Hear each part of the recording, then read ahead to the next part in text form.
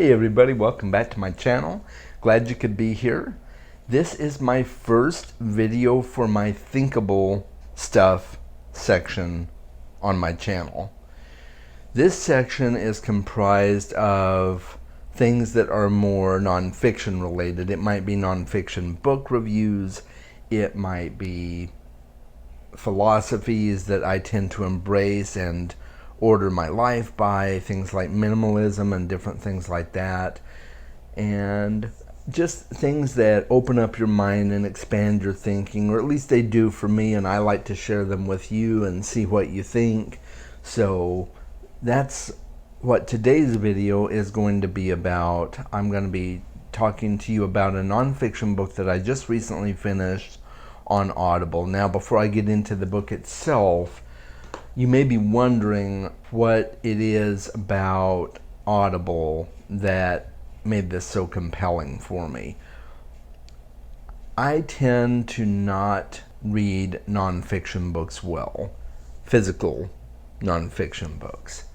I do much better if I can listen to it. It helps me process the information more, especially if it's a book that's really information heavy and has a lot of technical information. I just tend to handle it better when I'm listening to it versus reading it on the page.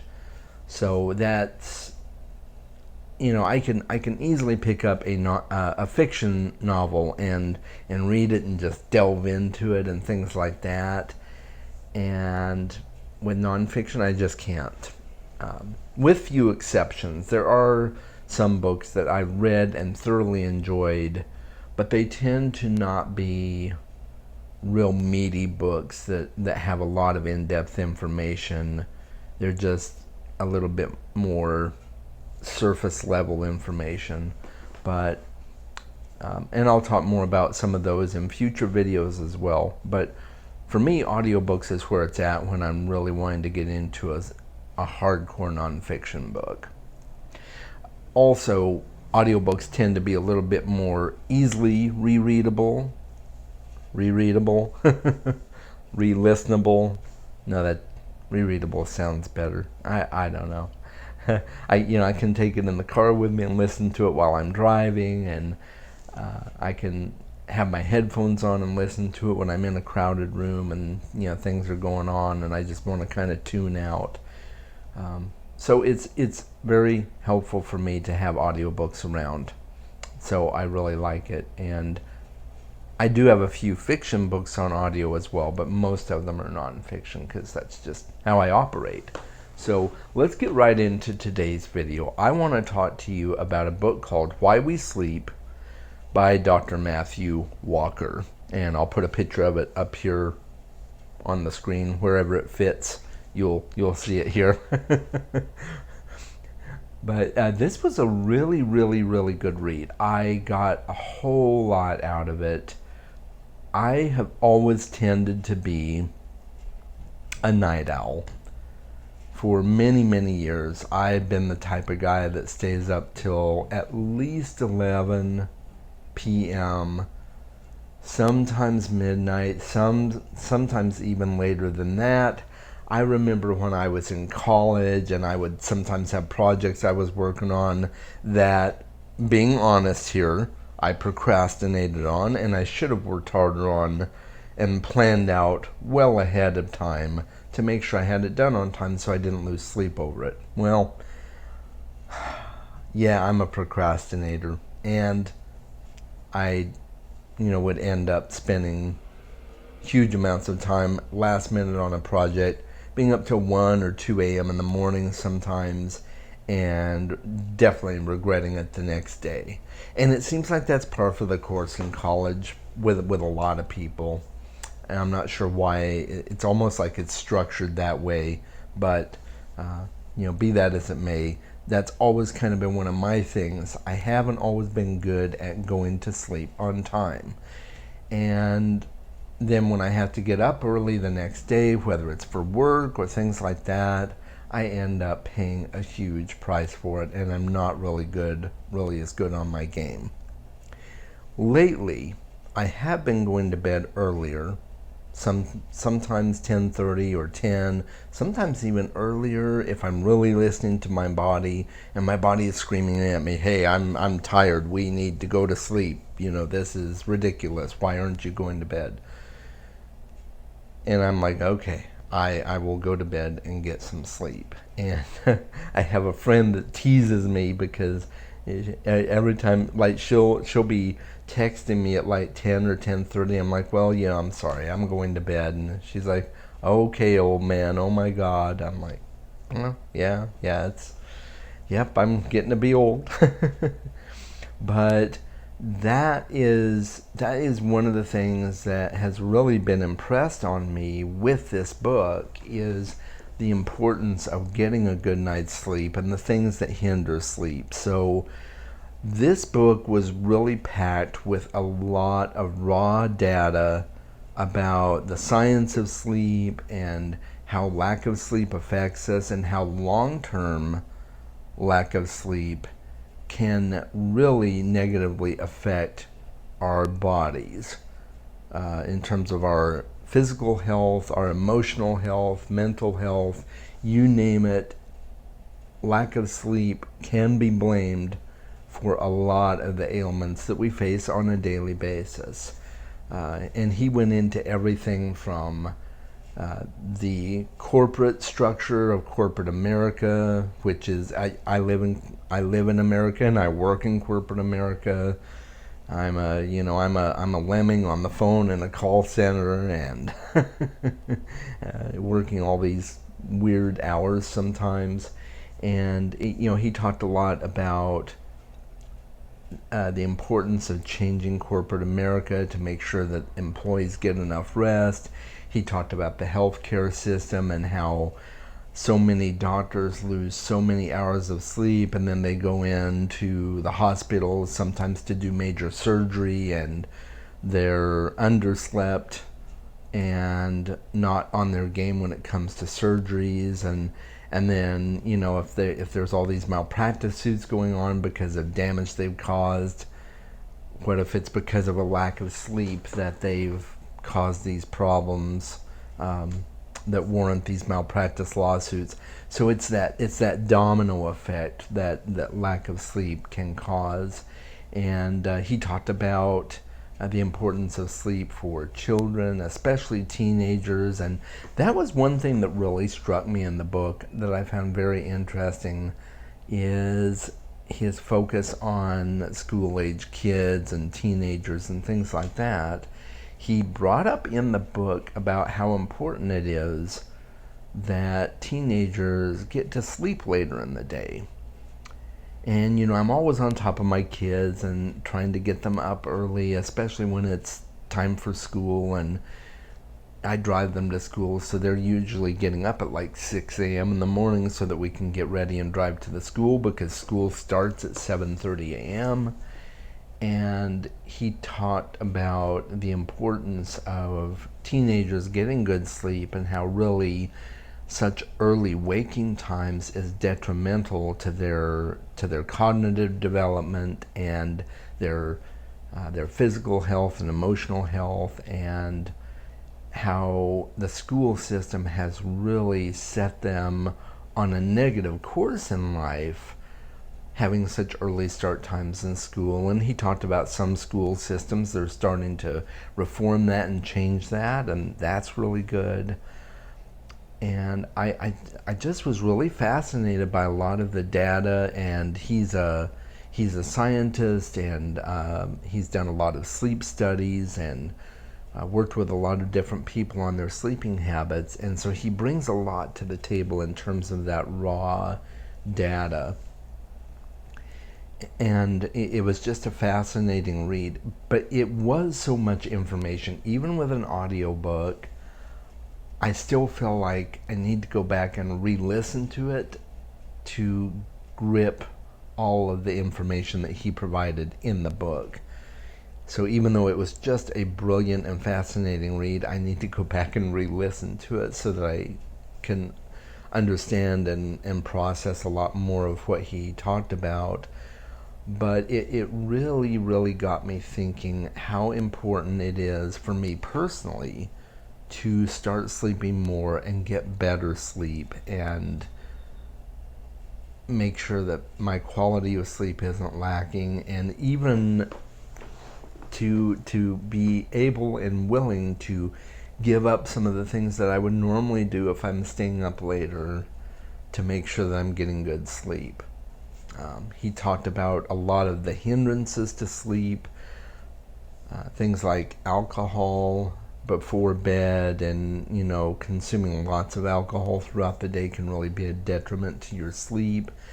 But you often hear people talking about, I like to have a glass of wine to kind of relax myself before bed, but that can actually be detrimental to the quality of your sleep because of various things that are in the wine and different things like that. It can really be detrimental to your health. He talked about the importance of not consuming a ton of caffeine throughout the day, especially after a certain time of day. And he, it seems, really advocates for not drinking coffee or caffeinated beverages at all. And I found that kind of interesting. And I myself recently, not because of this book, but because of something else I was reading, I recently stopped drinking caffeine altogether in terms of, coffee or tea or sodas that have caffeine in them. I still have a piece of chocolate every day. It's a little indulgence, and I know there's caffeine in chocolate, but I stopped drinking caffeinated beverages. And I have found that, on the whole, I do sleep better. So some of the things that he was talking about in terms of caffeine use made a lot of sense to me. And so I was really, really intrigued by that whole discussion. But it's amazing all the things that the pharmaceutical industry and the coffee makers and different things like that, all the things they push at us that help us wake up and help us sleep, and the long-term use of sleeping pills he talked about being a huge risk to people's health, and why all these artificial things are actually making our sleep worse. And I myself don't take sleeping pills. I wouldn't, but a lot of people do, and a lot of people do have sleep disorders, and they have to have some aids to help them sleep.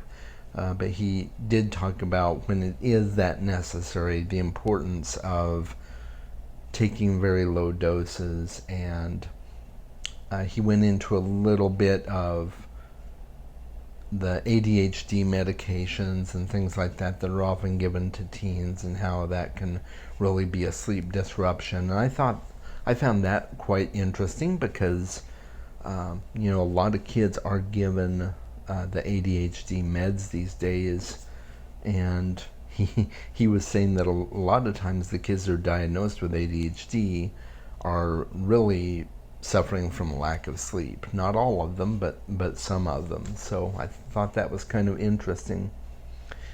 He also talked about the detriment of prolonged use of electronics. And this is really where I tuned in. This is where I tuned in. There we go. I did get the word, finally.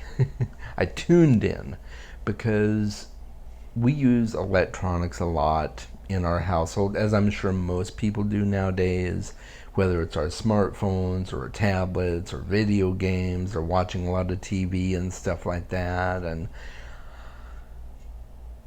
it was really intriguing to me to listen to him talk about the detriment of a lot of artificial light when it comes to making sure that we're getting a quality amount of sleep, especially after a certain time. They recommend that you do not have a lot of artificial light thrust on you about at least a half an hour before your bedtime, and sometimes sometimes longer before your bedtime, maybe even an hour and a half, to make sure that you're getting quality sleep. And I'm really bad about this. I will stay up and I'll be checking my phone. I might be checking my email or Facebook or Twitter or whatever it might be on into the late hours of the night. Or I might be actually watching videos on my phone because I can't watch them on the TV because I don't want to keep my kids up. I usually stay up a little bit after they've gone to bed, and I don't want to disturb them and cause them to not be able to sleep. And so I'll watch some videos on my phone on YouTube. And listening to this book really put it in perspective for me, just how much time I am on my phone and how much better sleep I could possibly get if I was not on my phone. So I am looking at making some changes and possibly looking at some ways that I can get even better sleep than I already do. I feel like I get pretty good sleep overall now that I am making a conscious effort to go to sleep earlier, and especially not having to wake up so early to take my kids to school, since we've been in quarantine and things like that with everything that's been going on.